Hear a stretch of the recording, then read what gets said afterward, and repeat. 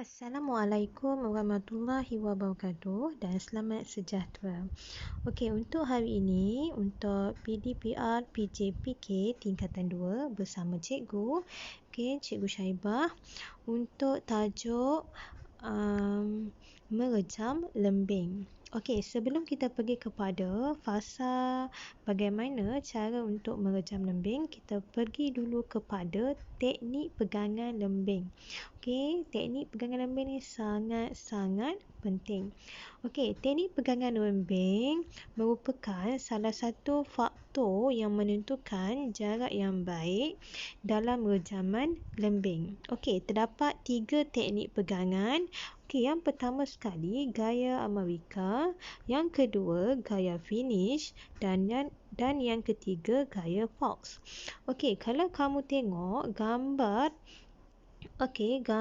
ketiga-tiga gaya teknik pegangan ini, dan kamu akan nampak perbezaan ibu jari dan jari telunjuk, kedudukan dia. Okey. So, kita pergi ke seterusnya. Okey, untuk gaya merejam lembing. Okey, gaya merejam lembing terdiri daripada 4 fasa. Okey, yang pertama, fasa persediaan. Okey, fasa persediaan, kalau kamu tengok, fasa ini memfokuskan aspek teknik pegangan dan kedudukan lembing sebelum rejaman dilakukan. Okey, kedudukan lembing yang sesuai akan memberikan kesan pada jarak rejaman. Okey, yang pertama sekali, pilih teknik pegangan yang sesuai serta selesa. So, kamu boleh pilih nak pegang lembing ni macam mana. Nak pegang gaya Amerika, gaya finish ataupun gaya Fox. Okey, yang kedua, lembing perlu melintasi tapak tangan yang dominan. Kemudian tapak tangan menghadap ke atas. Okey, tapak tangan menghadap ke atas. Inilah kalau kamu tengok. Okey, kemudian siku tangan yang memegang lembing menghadap ke hadapan. Okey, yang ini.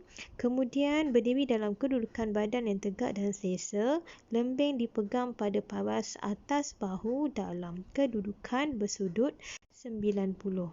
Okey, sudut 40 darjah. Okey, sudut 40 darjah. So, bahagian hadapan lembing disasarkan ke arah kawasan rejaman. Okey, yang ini sangat pentinglah, kamu kena pastikan jangan terbalik pula. Okey, kemudian pandang ke arah kawasan rejaman. Okey, itu yang pertama.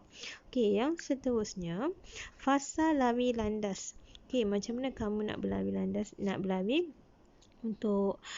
fasa ini penting bagi menghasilkan kelajuan yang maksimum dan terkawal untuk melakukan rejaman.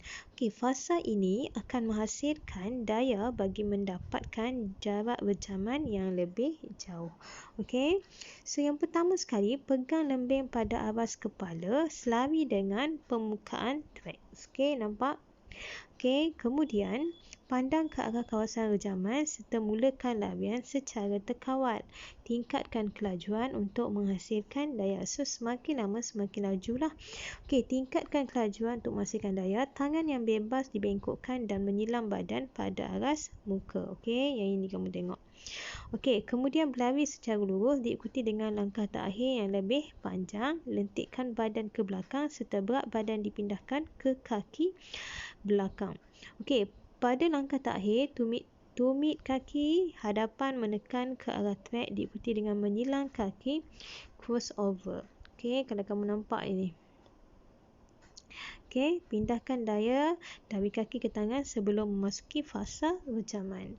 Okey, kita teruskan untuk fasa rejaman. Okey, so kita nak pergi kepada rejaman lah. Pemindahan daya berlaku dari bahagian kaki ke bahagian tangan. Hal ini akan menghasilkan kelajuan yang maksimum ketika rejaman lembing dilakukan. Sudut pelepasan yang sesuai juga turut memberi kesan terhadap jarak rejaman. Okey, aspek-aspek yang perlu diberi tumpuan utama ketika melakukan rejaman.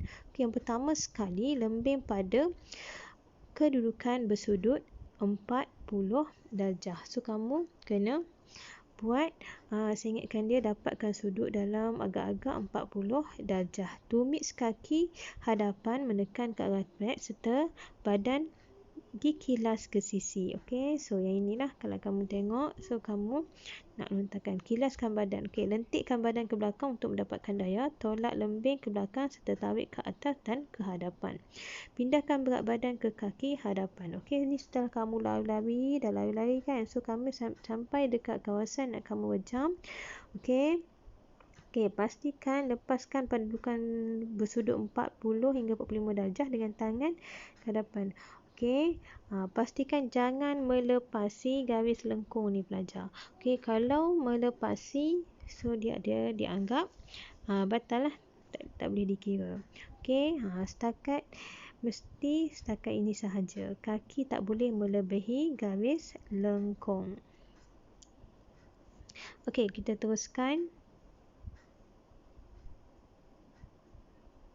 Dekat sini fasa ikut lajak. Kat sini diterangkan lagi lah berkaitan. Okey, sebaik saja lembing dilepaskan, langkah setapak ke hadapan dan mendarat dengan sebelah kaki. Imbangkan badan dengan kaki yang sebelah lagi. Okey, rendahkan badan bagi mengimbang menstabilkan kedudukan badan. Okey, kawal pergerakan supaya tidak melepasi lengkung bulatan. Okey, yang inilah tadi cikgu cakap pada fasa yang ketiga tadi kan.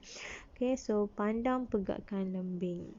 Okey, so habiskan untuk macam mana kamu nak melembing. Okey, so dekat sini teknik lakuan, okey, ditunjuk satu-satu gambar-gambar last sekali sampailah berjam. Lembing di berjam lah. Okey, ni kamu boleh baca.